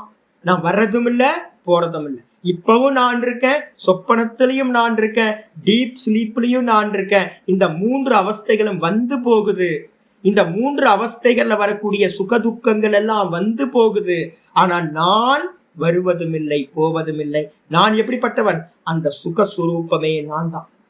என்னுடைய ரிஃப்ளெக்ஷன் தான் இந்த வஸ்துக்கள்ல இருந்து வந்து பார்த்தீங்கன்னா வெளிப்படுற மாதிரி எனக்கு தெரியுது அப்படின்னு புரிஞ்சுக்கிட்டு என்ன பண்றான் அப்படின்னா, நல்லா இந்த ஞானத்தை மனனம் பண்ண பண்ண பண்ண ரொம்ப பிரசித்தமான கதை ஒன்று சொல்லுவாங்க.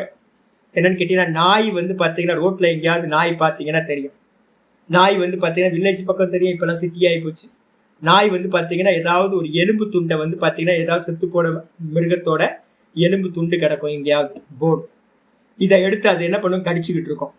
அது ரொம்ப ஹார்டாக இருக்கிறதுனால அதோட அந்த கடிக்கும் போது இந்த ரெண்டு பக்கமும் என்ன பண்ணும், அந்த எலும்பு பட்டு பட்டு பட்டு அது வாயில வந்து பார்த்தீங்கன்னா ரத்தம் வழியா வருது. இதோட ரத்தம்தான் என்ன வருது. இது நினைச்சுக்குமா இந்த நாய், இந்த எலும்புல இருந்து ரத்தம் வருதுன்னு நினைச்சுக்கிட்டு திரும்ப திரும்ப அதை கடிச்சுக்கிட்டே இருக்குமா. நம்மெல்லாம் யாரு, நாய் தான்.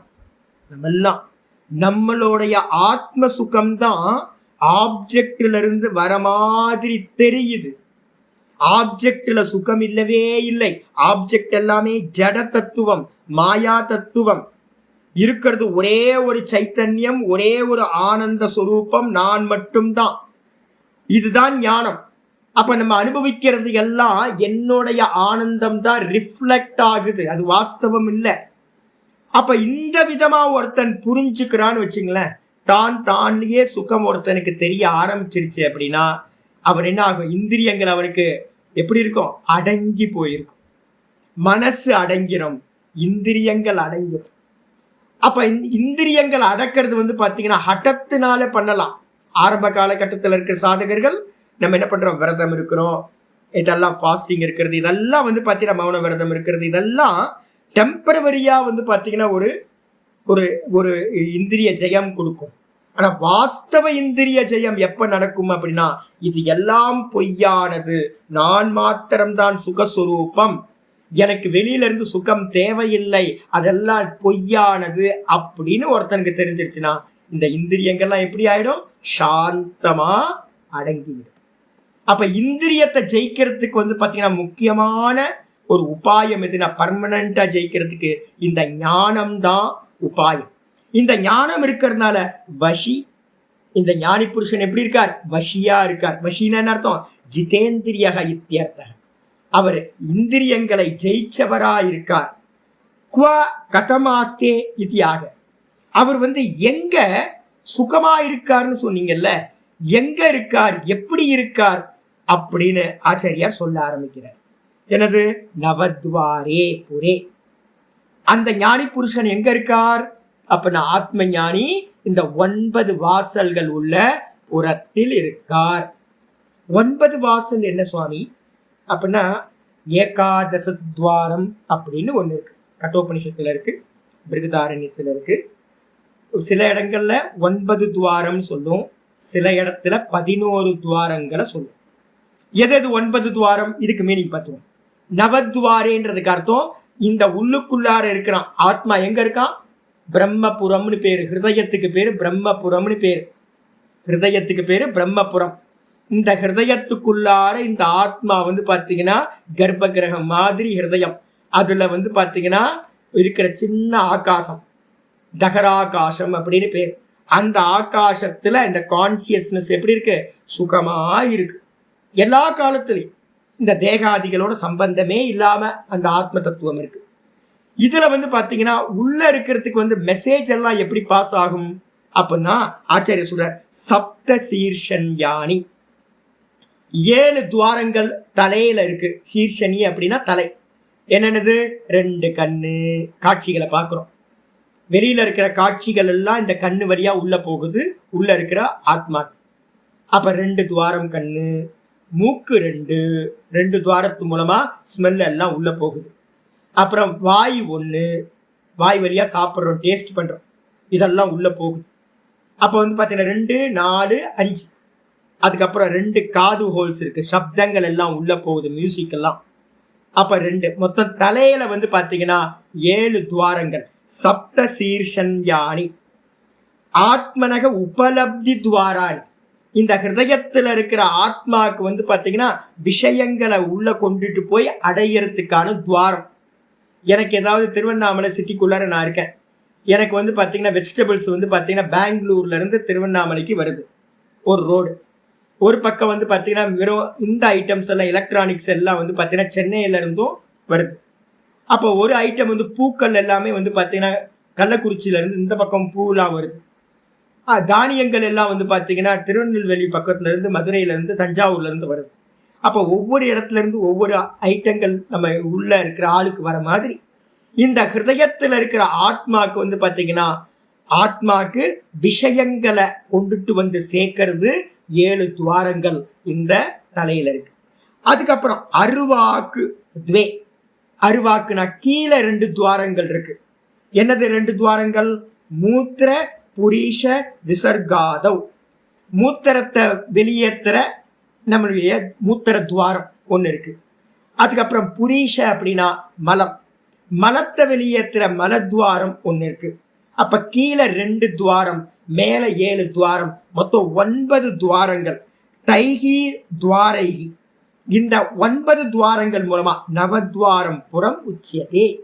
இந்த 9 துவாரங்களை உடைய இந்த தேகத்துக்கு பேரு 9 துவாரம் உள்ள பட்டணம், புறம் அப்படின்னு சொல்லப்படுது. 11ன்னு சொன்னீங்களே சுவாமி, என்னது அப்படின்னா எக்ஸ்ட்ரா ஒன்று போட்டுங்க. ஒன்று நாபி, நம்ம தொப்புள் இருக்கு பாத்தீங்களா, தொப்புள்ள ஒரு ஹோல்ஸ் இருக்கு. அதுக்கப்புறம் பிரம்மரந்தரம் அப்படின்னு பேர். இப்ப நமக்கு க்ளோஸா இருக்கு, குழந்தைங்களுக்குலாம் அது ஓப்பனா இருக்கும், பிறந்த குழந்தைங்களுக்குலாம். இதுக்கு பேரு பிரம்மரந்தரம்னு பேரு. தலைக்கு மேல உச்சியில இருக்கிறது. ஒருத்தன் உபாசகன் வந்து பாத்தீங்கன்னா சுஷும்னா நாடி வழியா வெளியில போவான்.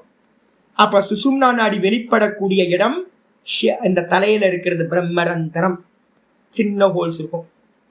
அப்ப 2 சேர்த்தீங்க அப்படின்னா தொப்புள்ள இருக்கிற ஹோல்ஸ் அப்புறம் தலையில இருக்கிற ஹோல்ஸ் சேர்த்தா 11 ஹோல்ஸ், ஏகாதச துவாரம் அப்படின்னு சில இடத்துல. ஆச்சாரியர் சொல்றாரு ஷரீரம் புறம் இவ புறம். இந்த சரீரம் வந்து பாத்தீங்கன்னா ஒரு சிட்டி மாதிரி சிட்டி, ஒரு நகரம் மாதிரி ஒரு நகரம். ஆத்ம ஏக சுவாமிக்கம், உள்ள இருக்க சுவாமி யாருப்பா, எஜமானன் யாரு, ராஜா யாரு அப்படின்னா ஒரே ஒரு சுவாமி தான் இருக்கார் உள்ள. எப்படி கர்ப்ப கிரகத்துல ஒரு சுவாமி தானே வச்சிருக்கோம், மூலவர் வந்து அங்கதான் இருப்பார். அந்த மூலவர் வந்து இருக்கிற மாதிரியே இந்த பட்டணத்துல மூலவர் ஒருத்தர் இருக்கார். யாரு மூலவர்? இந்த ஹிருதயத்திலிருந்து நான் நான் நான் நான் நம்ம சொல்றோம்ல, நான் கேட்டேன் ஜி அப்படின்றோம். நான் கேட்டேன், நான் பார்த்தேன், நான் ஸ்மெல் பண்ணேன், நான் சாப்பிட்டேன். அப்ப நம்ம எல்லாத்தையும் நாம் பண்றேன்னு சொல்றோமா? யார் அனுபவிச்சாஜி? அந்த பாட்டை யாரு கேட்டு அனுபவிச்சா?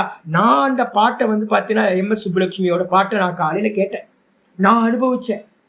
நான் வந்து பாத்தீங்கன்னா நல்ல காட்சிகளை பார்த்தேன், நான் என்ஜாய் பண்ணேன். அப்ப உள்ள இருக்கிற போக்தா யாரு? சுவாமி. நான். அந்த நான் அப்படின்ற ஆத்ம ஏக்க சுவாமிக்க, அந்த உள்ளுக்குள்ளார இந்த தேகத்துக்குள்ளா இருக்க சுவாமி ஒரே ஒரு ஆள் தான், ஆத்மா. அது மட்டும் இல்ல, ததர்த்த பிரயோஜனைச்ச, அந்த ஒரு ஆளோட பிரயோஜனத்துக்காகத்தான் உள்ள இருக்கான் பாத்தீங்களா போக்தா. ஒரே ஆள் தான், கர்த்தா போக்தா மகேஸ்வரா. அங்க உள்ள வந்து பாத்தீங்கன்னா இருக்கிற அந்த பிரம்ம தத்துவம் இருக்கே, அந்த நான் நான் நான் சொல்றது, அந்த நான் வந்து பாத்தீங்கன்னா அதோட பிரயோஜனத்துக்காக தான் இந்திரிய மனோ புத்தி விஷயைகி, இந்த இந்திரியம் மனசு புத்தி இந்த இவைகள் மூலமா என்ன இருக்குன்னா அநேக பல விஞ்ஞானசிய, இதுல இருந்து நிறைய ஞானங்கள் கிடைக்குது. டேஸ்டா இருக்கு, நல்ல ஸ்மெல் இருக்கு அப்படின்னு ஒவ்வொன்றுத்தையா நம்ம என்ன பண்றோம், உள்ளுக்குள்ளார அந்த விஞ்ஞானமானது அனுபவமானது உள்ளுக்குள்ளார போகுது. உட்பாத கைகி பௌரைகி இவ, இதெல்லாம் யாருப்பா அப்படின்னு கேட்டீங்கன்னா, ஒரு ராஜா இருக்காருன்னா மந்திரிமார்கள்லாம் இருப்பாங்கல்ல, மந்திரிமார்கள் தான் வந்து பாத்தீங்கன்னா ஒவ்வொரு டிபார்ட்மெண்ட்டை பார்த்துப்பாங்க. அதே மாதிரி வந்து பாத்தீங்கன்னா இந்த இந்திரியங்கள்லாம் மந்திரிகள், இந்த மனசு மந்திரி, இந்த புத்தி இதான் பிரதான மந்திரி. இந்த எல்லாமே வந்து பாத்தீங்கன்னா விஷயங்களை கொண்டுட்டு வந்து இந்த ஆத்மாவுக்கு வந்து பாத்தீங்கன்னா சமர்ப்பணம் செய்கின்றன. அதனால வந்து பாத்தீங்கன்னா இந்த பௌரைகி இவ அதிஷ்டிதம், இந்த சென்ஸ் ஆர்கன்ஸ் மனசு புத்தி இதெல்லாம் அமைச்சர்கள் மாதிரி வீற்றிருக்கிறார்கள். அது மட்டும் இல்ல, இந்த தஸ்மின்னு நவத்வாரி, இந்த நவத்வாரம் உடைய இந்த புறத்துல தேகி, தேகினா யாரு? நான் நான் சொல்லக்கூடிய தேகத்தை உடையவன். இவன் என்ன பண்றான்னு கேட்டீங்கன்னா சர்வ கர்ம சந்நியாசிய ஆஸ்தே, எல்லா கர்மத்தையும் விட்டுட்டு வெறுமனை பார்க்கிறவனா இருக்கான். நான் அறிகின்றேன், நான் போகம் பண்றவன் இல்லை, நான் அறிபவன். அப்ப வந்து பாத்தீங்கன்னா ஸ்மெல்லு நல்லா இருக்கு அப்படின்னு நான் அறிகின்றேன், டேஸ்ட் நல்லா இருக்குன்னு அறிகிறேன், பாவக்காய் கசப்பா இருக்குன்னு அறிகிறேன், ஐயோ சூடா இருக்கு, காஃபியை வந்து காலையில காஃபியை வேகமா குடிச்சிட்டேன், ஐயோ நாக்கு கொதிக்குது அப்படின்னு அறியறேன். ரொம்ப ஸ்வெட்டிங்கா இருக்குன்னு அறியறேன், ரொம்ப சில்னஸா இருக்குன்னு அறியறேன், நல்ல மியூசிக்குன்னு அறியறேன், நல்லவே இல்லை மியூசிக்குன்னு அறியறேன். அப்ப எல்லாத்தையும் நான் உள்ள இருந்து யார்? நான் அறிபவன், தேகி. அப்ப எனக்கும் இந்த கர்மத்துக்கும் ஏதாவது சம்பந்தம் இருக்கா? இந்த கர்மங்களை பண்றது யார் யாரு? இந்திரியங்கள் கர்மம் பண்ணுது, தேகம் கர்மம் பண்ணுது, மனசு கர்மம் பண்ணுது, புத்தி அறியுது, புத்திக்கு பின்னாடி இது எல்லாத்தையும் அறிபவனாக நான் இருக்கின்றேன். எனக்கும் இந்த கர்மத்துக்கும் எந்த சம்பந்தமும் இல்லை, நான் பார்ப்பான் அப்படின்னு எவன் இருக்கானோ அதுதான் சர்வ கர்மங்களையும் சந்நியாசம் பண்ணிட்டு சுகமா இருக்கிறது. பார்ப்பவன் இடத்திலேயே எஸ்டாப்ளிஷ் ஆகிறது அப்படின்னு வந்து பார்த்தீங்கன்னா இதோட முடிச்சுக்கலாம். நாளைக்கு வந்து பார்த்தீங்கன்னா நம்ம திரும்ப பார்க்கலாம், மீதி இருக்கிறத நாளைக்கு பார்க்கலாம். இந்த பேஜ் முடிச்சிடறாங்க, வேண்டாம், நாளையிலேருந்து ஆரம்பிக்கலாம். இதோட இன்னைக்கு நிப்பாட்டும். இது கொஞ்சம் சிக்கலானது. இந்த மந்திரத்தோட இது வந்து பார்த்தீங்கன்னா 2:21 பாஷ்யத்தில் இதை பற்றின விசாரம் இருக்கு. 2வது அத்தியாயம் 21வது ஸ்லோகம். உங்களுக்கு யாருக்கெல்லாம் பிடிஎஃப் அனுப்பியிருக்கணும் அதில் பார்த்தீங்கன்னா அதில் வந்து முக்கியமானது இருக்கும். என்னன்னு கேட்டீங்கன்னா ஆச்சாரியரோட பாஷ்யத்தில் ஸ்லோகத்தில் இருக்காது. சில பேர் என்ன சொல்றாங்க அப்படின்னு கேட்டிங்கன்னா வெளியில கர்மம் பண்ணிப்பாங்க. நிறைய பேர் வந்து பார்த்தீங்கன்னா ஏமாத்துக்காரங்கள் எல்லா இடத்துலையும் உண்டாயிட்டாங்க. என்ன ஆயிட்டாங்கன்னு கேட்டிங்கன்னா வெளியில ஆசையோட கர்மம் பண்ணுவாங்க. நம்ம கேட்டோன்னு வச்சுங்களேன், இல்லை இல்லை மந்திரத்தில் என்ன சொல்லியிருக்கு? சர்வ கர்மாணி மனசா சந்நியசியன்னு சொல்லியிருக்கு. கிரகஸ்தர்களா இருக்கிற ஞானி புருஷர்கள் நிறைய பேர் இருக்காங்க. இவங்க என்ன சொல்றாங்கன்னு கேட்டிங்கன்னா ஏமாத்து பேர் வழிகள், பார்த்து ரொம்ப ஜாக்கிரதையா இருக்கணும். என்ன அப்படின்னு கேட்டீங்கன்னா சொல்றாங்க, நான் மனசுனால விட்டுட்டேன், வெளியில கர்மா நடந்துகிட்டு இருக்கு, ஆனா மனசுனால நான் கர்மாவை தியாகம் பண்ணிட்டேன், நான் உள்ளுக்குள்ளார சன்னியாசியாக்கும், வெளியில வந்து பாத்தீங்கன்னா வேற நடந்துகிட்டு இருக்கு, நான் கிரகஸ்தனா இருக்கேன், ஆனா உள்ளுக்குள்ளார நான் சன்னியாசி. திருவண்ணாமலைக்கு வந்தீங்கன்னா அவ்வளோ சைனா மேக்கு சன்னியாசிகளை பார்க்கலாம்.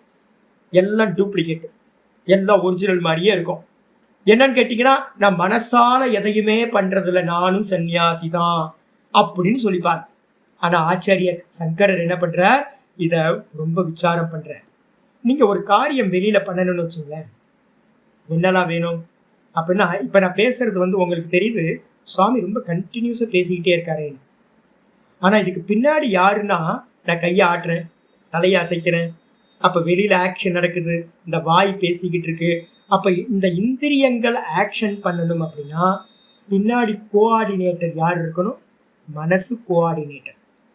மனசு இல்லாம இந்த இந்திரியங்களோட காரியம் நடக்கவே நடக்காது. மனசுக்கு பின்னாடி யார் இருக்கா? புத்தி இருக்கு. அப்ப வந்து பாத்தீங்கன்னா புத்தி மூலமா ஒரு கமாண்ட் வந்து பாத்தீங்கன்னா மனசுக்கு வரும், மனசு மூலமா கமாண்ட் வந்து பாத்தீங்கன்னா இந்திரியங்களுக்கு வரும், இந்திரியத்து மூலமா இந்த தேகங்கள் எல்லாம் ஆக்ஷன் பண்ணுது. அப்ப ஒரு ஆக்ஷன் பண்ணணும் அப்படின்னா இந்திரியங்கள் சுதந்திரமா ஒரு கர்மத்தை பண்ண முடியாது. ஆச்சாரிய சங்கரர் என்ன பண்றார்? 2:21 பாஷ்யத்துல 2:21 பாஷ்யத்துல சொல்றார். என்ன சொல்றாரு அப்படின்னு கேட்டீங்கன்னா, மனசுல எந்த ஒரு காரியமும் நடக்கல அப்படின்னா அப்ப என்ன ஆகாது? வெளியில இந்த இந்திரியங்கள்லயும் காரியம் நடக்காது. நான் மனசால விட்டுட்டேன் அப்படின்னா மனசுனால செய்யோகம் இல்லாம நான் வெளியில கர்மம் நடக்குதுன்னு சொல்ல முடியாது. அப்ப வெளியில கர்மம் நடக்குதுனாவே மனசுனால வந்து பாத்தீங்கன்னா அது கனெக்ட் ஆகிதான் இருக்கு. அப்ப மனசுனால விட்டுட்டேன் அப்படின்றதுக்கு அர்த்தம் என்ன எடுக்கணும் சுவாமி அப்படின்னா, சர்வ சங்கல்ப பரித்தியாகம். ஒண்ணு, சங்கல்பத்தை தியாகம் செய்தல் தான் முக்கியமான தியாகம்னு 6வது அத்தியாயத்தை சொல்ல போறோம். 2வது வந்து பாத்தீங்கன்னா கர்மத்துல அகர்மத்தை பார்த்த அது ஞானம். இந்த 2 தான் வந்து பாத்தீங்கன்னா மனசுனால சந்நியாசம் செய்தல் அப்படின்னு அர்த்தமாகும். நான் பண்ணவில்லை, பிரகிருதி பண்ணுதுன்னு பார்க்கிறவன் அவன்தான் உண்மையிலேயே பார்க்கிறான் ஞானி புருஷன். அதே மாதிரி வந்து பாத்தீங்கன்னா சர்வ சங்கல்பத்தையும் விட்டவன், அவனுக்கு எதுவும் பண்றதுக்கு இந்த உலகத்தை ஒண்ணும் இல்லை. இதுதான் சந்நியாசம், இதுதான் ஞானியோட லட்சணம் அப்படின்னு புரிஞ்சுக்கணும். நிறைய பேர் என்ன பண்றாங்க, நான் உள்ளுக்குள்ளார சன்னியாசி, வெளியில வந்து பாத்தீங்க அப்படின்னா கிரகஸ்தன், கர்மத்துல ஈடுபட்டுறேன்னு சொல்றதெல்லாம் ஏமாத்து. அதை புரிஞ்சுக்கும் அப்படின்னு 2:21 பாஷ்யத்துல ஆச்சரியர் கிளியரா சொல்லி வச்சிருக்காரு. அதனால மீதி இருக்கிற விசாரத்தை நம்ம நாளைக்கு பார்க்கலாம். ஓம் பூர்ணமத பூர்ணமிதம் பூர்ணாத் பூர்ணமுதச்யதே பூர்ணஸ்ய பூர்ணமாதாய பூர்ணமேவாவசிஷ்யதே. ஓம் சாந்தி சாந்தி சாந்தி. ஓம் கீதா சாஸ்திரமிதம் புண்ணியம் யப்படேத பிரயத புமான் விஷ்ணோ பதமவாப்னோதி பயசோகாதிவர்ஜிதः. கீதாத்யஜனசீலஸ்ய பிராணாயாம பரஸ்ய ச நைவ சந்தீஹி பாபானி பூர்வஜன்ம கிருதானி ச மலநிர்மோச்சனம் பும்சாம் ஜலஸ்நானம் தினே தினே சகிருத் கீதாம்பசி ஸ்நானம் சம்சாரமலநாசனம்.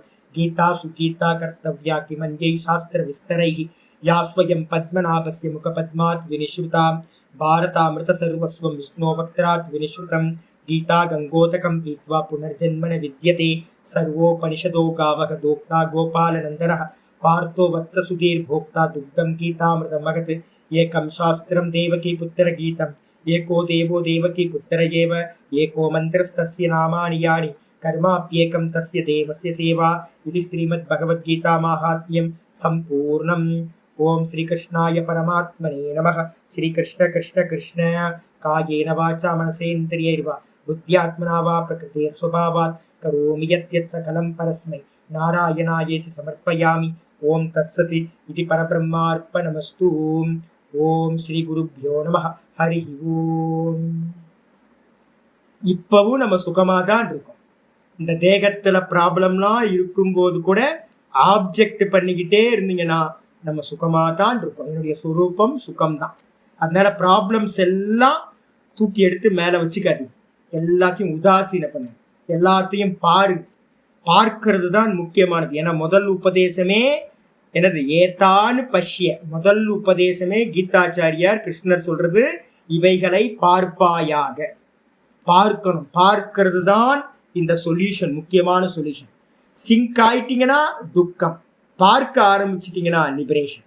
அப்ப எல்லாத்தையும் பாருங்க, சுகம் துக்கம் எல்லாத்தையும் பாருங்க, பார்த்துக்கிட்டே இருங்க. இதுதான் நம்மளுடைய சாதனையா இருக்கும். ஆமா, விவேக புத்தியினால் பிரிச்சு விவேக புத்தின்னு அர்த்தம். பிரிச்சு பார்க்கிற விவேக புத்தி. நான் பார்க்கிறவன், இது பார்க்கப்படுறது. நான் பார்க்கிறவன், இது பார்க்கப்படுறது. இப்படியே பிரிச்சுக்கிட்டே இருக்கு.